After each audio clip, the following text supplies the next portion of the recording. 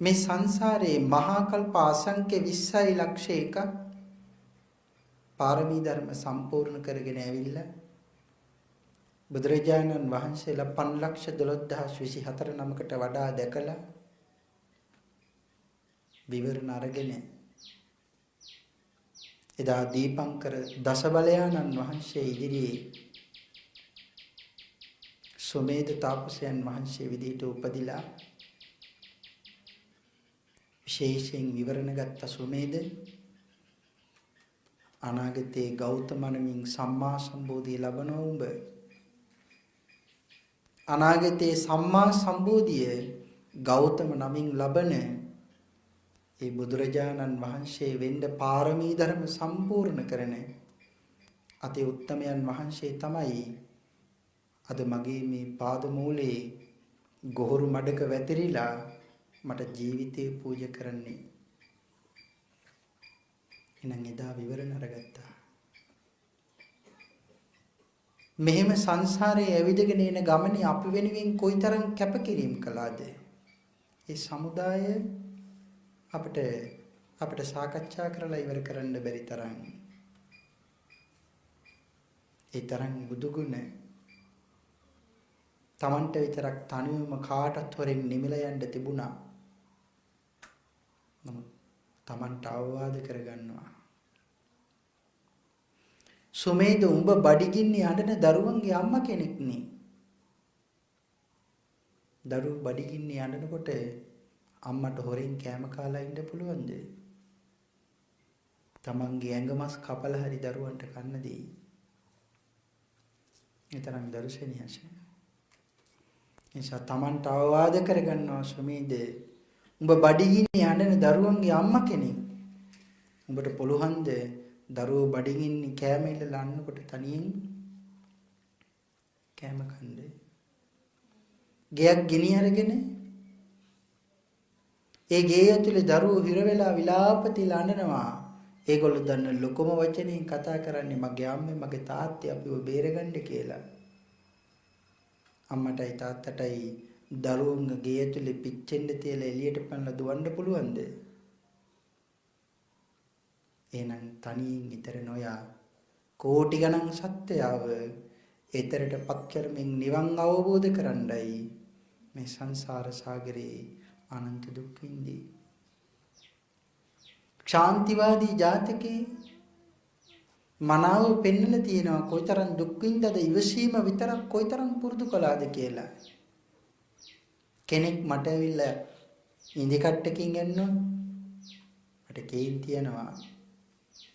දින ගණනාවක් නිදාගන්න නැතුව ඉඳලා නිදාගන්න එක දවසක් ඇඳට යනකොට බෙරිඳ හරි ස්වාමියා හරි ඇවිල්ලා ළඟට ඇවිල්ලා රිද්දුවොත් ඒකට සමහර ලාවට කේන්ති ගන්න අපි කෙනෙක් මට බැන්න නිග්‍රහ කළා කියලා කේන්ති ගන්න රිද්ද ගන්න අපි පුංචි කාරණාවටත් එහෙම වෙනකොට මහබෝසතාණන් වහන්සේ විදිහට සංසාරේ බුද්ධත්වයෙන් පාරමී පුරනකොට කොයිතරම් ඉවසුවද? කලාප මහරජුරුවන්ගේ කාලේ බරණැස් නුවර 80 කෝටියක ධනෙට එකම අයිතිකාරයා වෙලා ඉපදෙන්නේ අම්මයි තාත්තයි නම තියෙනවා කුණ්ඩල කුමාර. අම්මයි තාත්තයි කාලයක් යනකොට වයසට යනකොට පුත් කුමාරයා ඉන්න වයසෙන් වැඩෙනවා. අවසානයේ අම්මටයි තාත්තටයි ගොඩ ගහපු 80 කෝටියක ධනෙ අතහැරලා කලුරිය කරලා යන්න වෙනවා. එකම අයිතිකාරයා කුමාරයා බවට පත් වෙනකොට දවසක් කුණ්ඩල කුමාරයා කල්පනා කරනවා අම්මයි තාත්තයි ගොඩ ගහපු ධනෙ එකතු කරලා යන්න ගියා. ඒගොල්ලෝ අරගෙන ගියේ නෑ. ඒගොල්ලන්ට අරගෙන යන්න බැරි වුණ ධනෙ මං අරන් යන්න ඕනේ. කොහොමද අරන් යන්න ඕන? එහෙම මං අරගෙන යන්න නම් මම මේවා දන් දෙනවා. ලෝභකමින් ගොඩ ගහලා මට මේවා අරගෙන යන්න බෑ. දිගට හරහට දුගී දුප්පත් අහිංසක යාචක ආදී මිනිස්සුන්ට විතරක් නෙමෙයි ධනෙ තියෙන මිනිස්සුන්ට පවා එදා අතහැරලා දන් දෙනවා. තවුස් ප්‍රවෘජාවෙන් කැලේට ගිහිල්ලා පැවිදි වෙනවා සසරින් එතර යන්නේ. 80 කෝටියකට ධනියට එක මෛත්‍රිකාරයා කොයිතරම් සැපයක් විඳපු කෙනෙක්ද?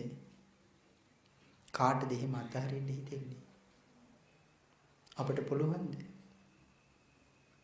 කැලේට ගිහින් පැවිදි වෙලා කාලයක් කැලේ ඉඳලා එළියට එනවා ලුණු එඹුල් හොයාගෙන. මේ කාලයකට වතාවක් වැඩම කරනවා කැලෙන් එළියට. මේ තමයි මහා ශ්‍රාවකයන්ගේ හැටි. එදා වැඩම කරන දවසේ කලාබු මහරජුරුවන්ගේ උයනේ තමයි නතර වුනේ. ඒ නතර වෙලා ඉඳගෙන පින්ඩපාත යන වෙලාවට දවසට එක වේලයි නිදානේ වළඳන්නේ. ඒ නිසා පින්ඩපාත යනකොට එක දවසක් සේනාධිපතියගේ නිවසට වැඩම කළා. මේ අපේ බෝසතාණන් වහන්සේ බොහෝ සෙයින් පැහැදිලා දාන පූජා කරලා බණ අහුවෙන් පස්සේ ඉල්ලීම් කළා ස්වාමීනි අපේ නිවසට ආයෙ වැඩම කරන්න. අපිට අනුකම්පා කරන්න. අපට අනුග්‍රහ කරන්න. එනම් මෙහෙම ඉල්ලීමක් අද වාගේ කාලයක ඇහෙනවද? අපිත් මෙහෙම ඉල්ලීම් කරන්න ඕනේ උතුමන්ගෙන්. අපිට අනුකම්පා කරන්න. අපිට අනුග්‍රහ කරන්න. එහෙම ඉල්ලීම් කරන්න ඕන. එහෙමනම් මෙහෙම ඉල්ලාපුවාම මේගොල්ලොත් සේනාධි නායකයම කලාබු මහරජුරුවන්ගේ සේනාධි නායකයම රජුරුවන්ගේ මගුල් වෙන්නේ වෙනවම ඉන්න කුටියකුත් සකස් කරලා දෙනවා. ඒ තරම්ම බෝසතාණන් වහන්සේට ලිංගතු වුණා. උපස්ථාන කළ පින්පුරෝ ගන්න තියෙන ආශාව. මේ විදිහට ටික දොහක් මෙහෙම වැඩ ඉන්නවා. බෝසතාණන් වහන්සේ තරම් කඳක් වගේ බබලෙනවා කියලා සඳහන් කරලා තියෙන්නේ. ඒ කාලෙත් රත්තරම් පාටයි ශ්‍රී දේහය මුළු ශරීරයේම රත්තරම් පාටයි ලස්සනයි. පුදුම නිරෝගී සිරුරක් තියෙන්නේ. ඒ තරම් උස නැහැ, ඒ තරම් මිටි නැහැ. ඒ තරම් මහත නැහැ, ඒ තරම් කෙට්ටුත් නැහැ. එනම් මෙහෙම සිරුරක් ලබලා ඉන්නවා. කලාබු මහරජුරුව හොඳට මත්පැන් බොන කෙනෙක්. සිහිය විකල් වෙන තරමටම බොහොම සැඩපරුෂ කෙනෙක්. හොඳට මත්පැන් ජයපැන් බීලා දවසක් තමන්ගේ මගුල් වෙනට ආවා.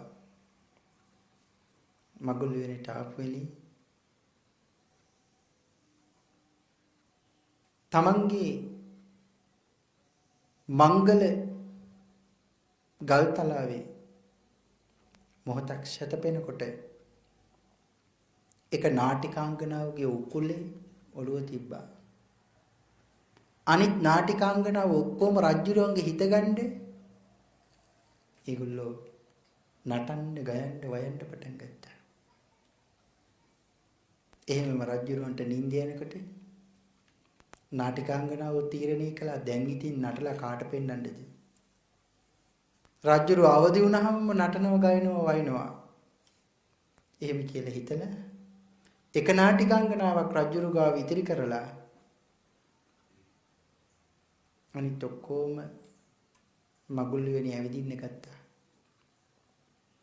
මේගොල්ලෝ මේ වෙලාවේ දකිනවා හරියට නිකන් ගල් ලඟුරු වලක තියෙන රත්තරම් පිණ්ඩයක් වගේ කැලේ මැද්දෙන් ගස් ඉසාරා පේනවා.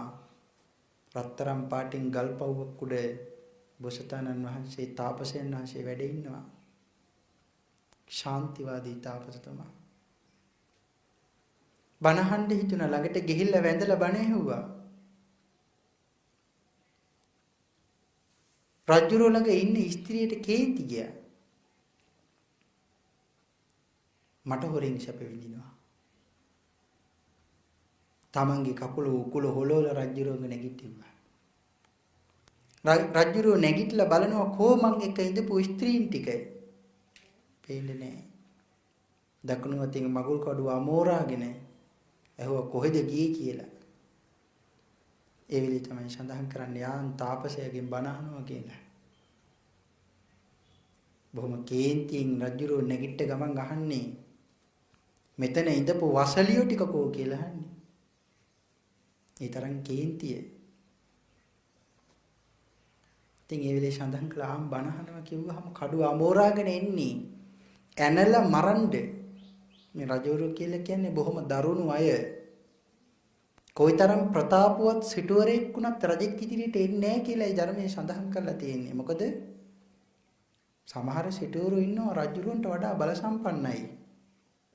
උදාහරණයක් ජෝතිය සිටුතුමා. ජෝතිය සිටුතුමාගේ මාලිගාව මැණික් මාලිගාවක් කියලා සඳහන් කරලා තියෙන්නේ. ප්‍රාකාර 7ක් මැද්දේ තියෙන්නේ. ප්‍රාකාර 7ක ඒ ඔක්කොම මැණික් ප්‍රාකාර කියලා සඳහන් කරනවා. මේ මැණික් ප්‍රාකාර 7ම බිඳගෙන යන්න ඕන ජෝතිය සිටුතුමාගේ මාලිගාවට ඇතුල් වෙන්න. හැබැයි ඒක කරන්න පුළුවන් දෙයක් නෙමෙයි. ඇයි? යමකෝලි කියන යක්ෂයා ප්‍රධාන යක්ෂයෝ 26000ක් ජෝතිය සිටුතුමාගේ මාලිගාව ආරක්ෂා කරනවා. දසක් බිම්බිසාර රජුරු අජාසත් කුමාරයා චූටි කාලේ අතේ එල්ලගෙන යන කාලේ ජෝතිය සිටුතුමාගේ මාලිගාව දකින්න ආවා බලන්න. ඒ වෙලේ අජාසත් කුමාරයාට තාත්තගේ අතේ එල්ලිලා යන කාලේ හිතෙනවා කියලා සඳහන් කරනවා මගේ තාත්තා ඉන්නේ ලී මඩුවක. ජෝතිය සිටුතුමා ඉන්නේ පුදුම සැපයක් විඳින මාලිගාවක. මගේ තාත්තා ඉන්නේ ලී මඩුවක කියලා. දවසක මම ලොකු වුණාම ජෝතිය සිටුතුමාගේ මේ මාලිගාව අල්ල ගන්නවා කියලා. අජාසත් කුමාරයාට හිතෙන්නේ. එහෙනම් මගේ තාත්තගේ මාලිගාව ලී මඩුවක් කියලා කියන්නේ මේ බිම්බිසාර රජුරුවන්ගේ මාලිගාවට. එනම් පුදුම සැපයක් විඳින සිටුවරු ඉන්නවා රජවරුන්ට වඩා. හැබැයි සඳහන් කරනවා රජවරුන් අභිභවනය කරමින් යන්නේ නැහැ. ඒකට ඒගොල්ලෝ රජවරු වෙන්න පින් කරලා නැහැ. ප්‍රාර්ථනා ගොනු කරලා නැහැ. එමනම් කාරණා සඳහන් කරනවා අද රජවරු නෑ. අද ඉන්නේ ජනතා නායකයෝ, ජනතා පාලකයෝ. කියන්නේ රටට වග කියන අය ජනතාවට. හැබැයි රජවරු කියලා කියන්නේ ජනතාවට වග කියන්නේ නෑ. ඒගොල්ලෝ රටේ අයිතිකාරයෝ. ඒ නිසා මේගොල්ලෝ කරන කියන කාරණා විමසන්න ප්‍රශ්න කරන්න කාටවත් බෑ. ඒකයි සිටුවරයෙක්වත් ඉදිරියට යන්නේ නැති. කියොත් එහෙම එක්ක නාය කපල වෙන්න පුළුවන්, එක්ක නියපොතු ගලවල වෙන්න පුළුවන්, එක්ක බෙල්ල කපල වෙන්න පුළුවන්. මොනවා කරලා එවයිද දන්නේ නැහැ. මොකද මේගොල්ලෝ රටේ අයිතිකාරයෝ නිසා. එහෙනම් කලාව මහ රජුරු කියන්නේ තාම එහෙම කෙනෙක්. බෝසතාණන් වහන්සේ මරුවා කියලා අහන්න කෙනෙක් නැහැ. කඩුව අමෝරාගෙන කෑ ගහගෙන යනකොට උඹ කවුද කියලා. නාටිකාංගනාව ඉන්නවා මෙතන රජුරවන්ට ඊටාම සමීපය. මේගොල්ලෝ නැගිටලා දුවලවිල්ලා රජුරුවන්ගේ කඩුව අතින් උදුරලා ගන්නේ. එපා ස්වාමීනි කියලා. අන්ත රජුරුවන්ට ලොකු මාන්නයක් තියෙනවා. ඒ නිසා ළඟට ගිහින් අහනවා උඹ කවුද කියලා. ඒල කියනවා මම ශාන්තිවාදී කියලා. උඹ කිනම්වාදීද කියලා අහනවා. එතකොට කියනවා මම ශාන්තිවාදී කියලා. එතකොට අහනවා මොකද්ද ශාන්තිවාදී කියලා කියන්නේ? කවුරුත් ගැහුවත් බැන්නත් නිඳා කළත් අපහාස කළත් චෝදනා කළත් හිංසා කළත් ඍජුවත් මං ඉවසනවා. එහෙනම් උඹේ ඉවසීම මම බලන්නම්කෝ කියලා තමයි තීරණය කරන්නේ. වදකයක් ඇඳන්ඩ රජුරුවන් ළඟ ඉන්න පක්ෂපාතීම සේවකයෙක් කැඳවනවා ළඟට. පොරෝ කරේ එල්ලගෙන දංගෙඩියත් එල්ලගෙන වස්ත්‍ර ඇඳගෙන වදමල් මාලා දාගෙන තමයි රජුරෝ ගාවට එන්නේ. ඇවිල්ලා අහන්නේ ස්වාමීනි ඔබ වහන්සේ මාව නිකන් කැඳවන්නේ හේතුවක් ඇතිවයි කැඳවන්නේ. මොකද්ද හේතුව? කියන්න මම ඒ කාරණාව ඊළඟට කරනවා කියන පමාව විතරයි. ඒකත් එක කටු සහිත උල් සහිත කසය. ඉනේ පොරව එල්ලගෙන බෙල්ලේ දංගෙඩිය දාගෙන යන්නේ. ඒ වෙලේ කියනවා බඩ පැත්තට කසපහර 500යි කොන්ද පැත්තට කසපහර 500යි මේ ඉන දෙපැත්තට කසපහර 500 ගානේ ගහපන් කියලා. නම් මේ කසපහර 2000ක් ගහපන් කියලායි මේ කියන්නේ. රාජ්‍යරුව බලාගෙන ඉන්න වෙලාවේ වදකයා ගහනවා. ගහනකොට උල්කටු එනෙන්නේ. කුසතානන් වහන්සේ කියන්නේ.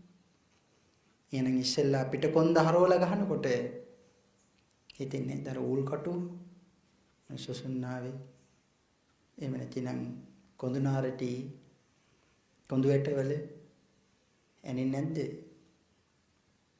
නම් කොයිතරම් වේදනාවින්දද?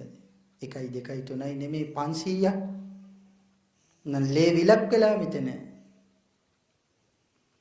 ගහලා අහනවා උඹ තාමත් ඉවසනවද? ඒ සඳහන් කරනවා මහරජේ ඕ මං ඉවසනවා. කොහොම ඉවසීමක් තියෙන්නේ නැත්තේ එතකොට? උඹ තාමත් ඉවසනවද කියලා ඊළඟට අනිත් පැත්ත පෙරලලා ගහපන් 500ක් කියනවා. මේ විදිහට ඉවසනවද කිය ආහාහා රිද්දනවා. කසපාර 2000ක් ගහලා ඊට පස්සේ රජුරු ආයෙවිල්ලා අහනවා ඔබ තාම ඉවසනවද? ඔව් මං තාම ඉවසනවා. ඔබ මගේ අතපය නාස්පුඩු කපලා දැම්මත් මං ඉවසනවා. එහෙම කියනකොට කේන්ති කින් ඊළඟට කියනවා වදකයට පොරවෙන් කපාපන් අත් දෙක කියලා අත් දෙක කපලා දානකොට අර කෙහෙල් බොඩයක් කඳ මැද්දෙන් කපලා දැම්මා වගේ අත් දෙක කපලා දාන්නේ කිසිම අනුකම්පාවක් නැහැ. කොයිතරම් වේදනාවක් බෝසතාණන් වහන්සේට දැනෙන්නේ නැද්ද? උන්වහන්සේගේ ඇස් වලින් උන්වහන්සේගේ අර කපාපු අත් වලින් ටැප් එකක් කැරියා වගේ කොයිතරම් වතුර ලේ ගලාගෙන යන්නේ නැද්ද? දුක් විඳා. අත් දෙක කපලා අහනවා ඔබ තාම යසනවද? ඔව් කිව්වා. ඊට පස්සේ කකුල් දෙක කපාපන් කියනවා. කොටයක් වගේ මේ කකුල් දෙක මැදිනුත් කපලා දානවා. දැන් බෙල්ලයි කඳයි විතරයි. තවත් වද වේදනා දෙනවා. විෂ කවාපු ඊතල අරගෙන ඇවිල්ලා ඊතල වලින් අර තුවාල වලට ඇනලා මස් ගලෝලා අයින් කරනවා. අර අත් දෙකේ තියෙන දබර ඇඟිලි වලින් ඇත් එකට අයින්නවා. දබර ඇඟිලි වලින් අයින්නේ. මේ තරම් වේදනාව දෙනවා. කේශලෝමේ ගලවනවා. ගලවන ඔබ තාම ඉවසනවද? මං ඉවසනවා. මහරජා ඔබ හිතුවද මගේ ඉවසීම තියෙන්නේ මේ මස් මාංශවල කියලා? නෑ මගේ මේ ඉවසීම තියෙන්නේ මස් මාංශවල නෙමෙයි.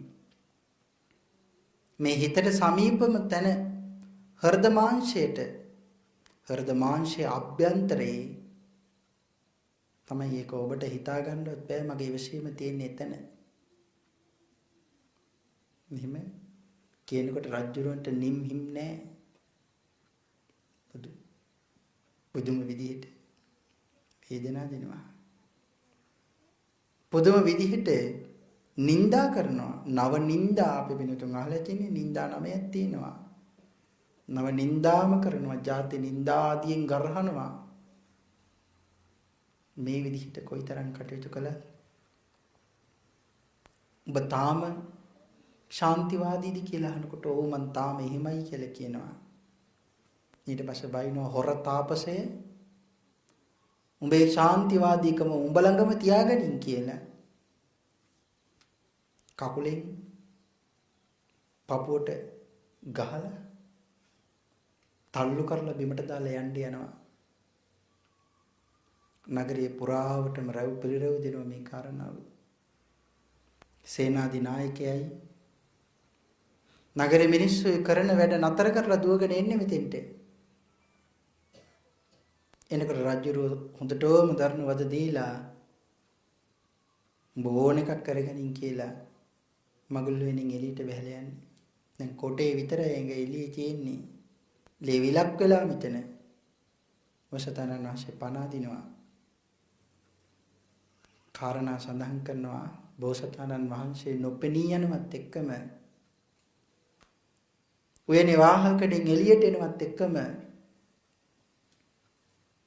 යොදුන් 2,40,000ක් ගණකඩ මේ බොල් පොළව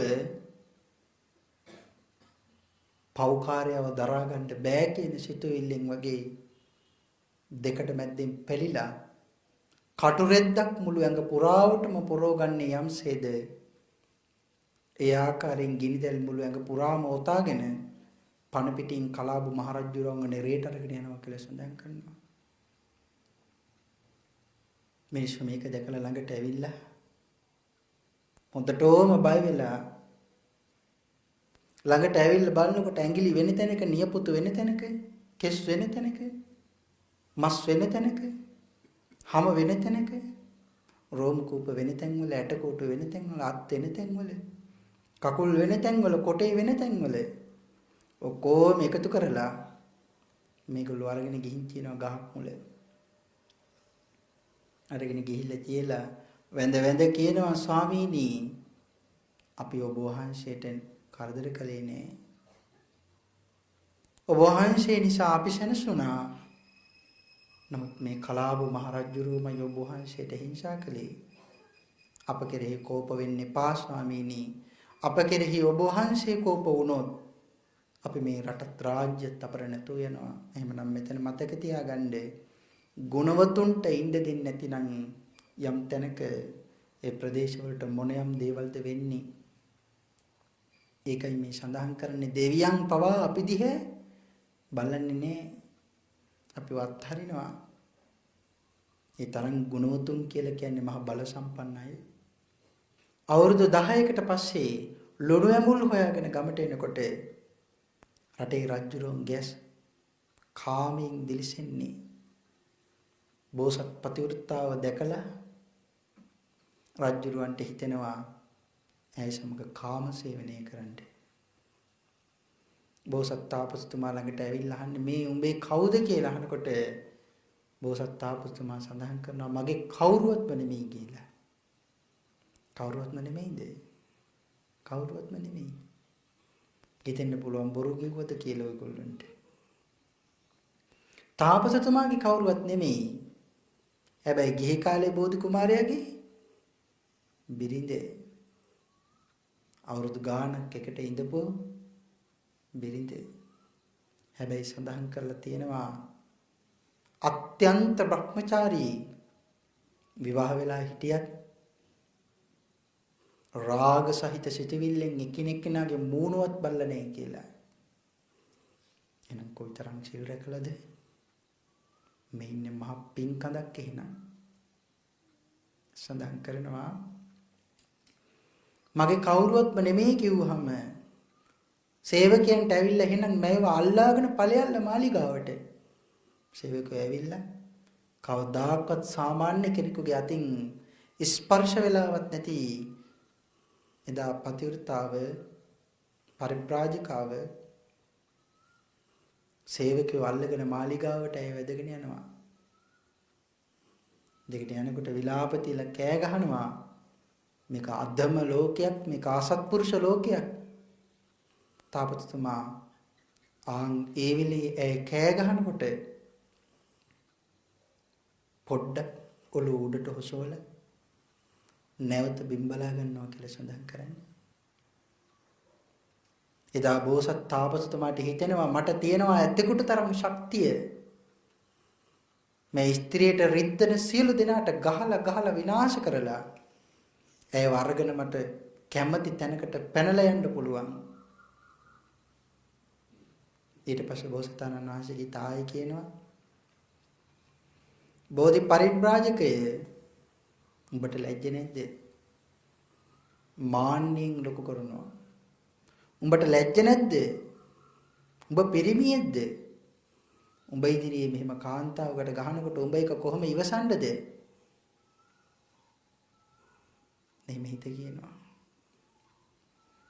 ඊළඟට උතුම් සිතවිල්ලක් පහළ වෙනවා බෝධි. උඹ පුරන්නේ උතුම් සම්මා සම්බෝධිය වෙනුවෙන් නේද? එක කාන්තාවක් වෙනුවෙන් උඹ මේ කරන්න යන දෙයින් අනාගතේ උඹ ලබන්න බලාපොරොත්තු වෙන උතුම් බෝධිය මුදුන් පමුණව ගන්න පුළුවන්ද? එහෙම තමයි චෝදනා කරන්නේ හිත. ඒ වෙලේ තමයි පුදුම විදිහට ඉවසීම පුරුදු කරන්නේ. බොහොම දීර්ඝ දේශනාවක්. නැවත රජුරෝ ළඟට එනවා සමාවර ගන්න. එතකොට අහනවා ස්වාමීනි ඔබ වහන්සේට මං කරපු දෙයට කේන්ති ගියේ නැද්ද? ඒ වෙලේ සඳහන් කරනවා කේන්තිය මංගාවට ආවා. නමුත් මං ඒක පාලනය කරගත්තා කියලා. එහෙනම් කොයිතරම් ඉවසුවද? කකචූපම කියලා අවවාදයක් තියෙනවා. බුදුරජාණන් වහන්සේ භාග්‍යවතුන් වහන්සේගේ ශ්‍රාවකයන්ට අවවාදය දුන්නේ. මට හිතෙනවා මේ කාලේ මනාව පුරුදු පුහුණු කළ යුතු අවවාදයක්. ඒ අවවාදයේ දේශනා කරනවා හොරු ඔබ ළඟට ඇවිල්ලා ඔබේ ගෙටම ඇතුල් වෙලා ඔබවම බන්ධනයට ලක් කරලා කකුලක්වත් අතප්පයක්වත් හොලව ගන්න බැරි වෙන විදිහට සකස් කරලා ගැට ගහලා ළඟට ඇවිල්ලා පිහිය මන්න පෙන්නලා ඉල්ලනවා හංගන් ඉන්න ධනේ දීපන් අපට කියලා. දෙකට අපි කියනවා ගැව්වක් දෙන්නේ කියලා. අපි එහෙම ඉන්නවා. ඊට පස්සේ හොරු මොකද කරන්නේ? කෙස් ගලවනවා, රෝම ගලවනවා, කියක් පිහි අරගෙන මස් කපනවා, නහරවැල් කපනවා. මේ විදිහට ටික ටික නියපොතු ගලෝපු නියපොතු තැන් තියෙන ඇඟිලි වලින් පොඩි කර කර හංගාගෙන ඉන්න ධනිය අපට දීපං කී ඉල්ලනවා. එතකොට මෙහෙම ධනෙ ඉල්ලන වෙලාවෙත් ඒ මිනිහට හිතෙන්න පුළුවන් ධනය මගේ. මේක හොයාගන්න දුක් විඳි මම කාටවත් කරදර නොකර මේ ධනිය මං හොයාගත්තේ. හැබැයි කොහෙවත් නැති හොරු జాතියක් ඇවිල්ලා දුක් විඳලා මං හම්බ කරගත්ත මේ ධනෙ ඉල්ලනවා හරියට ඒගොල්ලොන්ගේ වගේ. එහෙම කියලා හිතිලා Tamanට දැනෙනවා Taman හරියට හුඟක් සාධාරණයි කියලා. සාධාරණයි කියන සිතුවිල්ල ඇති වෙනවත් එක්කම කේන්තියක් හිතේ උපදිනවා. එහෙම උපදිනකොටම අපි බනින්න පුළුවන් උඹලට හෙන ගහන්න ඕන. මේ විදිහට මිනිස්සු කතා කරනවා. අපි කියන්නේ වැහි නැති හෙන වදින්න ඕන. මේ විදිහට කියන්නේ නැද්ද? පිච්චිලා මැරෙන්න ඕනේ. මත් කියනවා කුණු වෙලා මැරෙන්න ඕනේ උඹලා.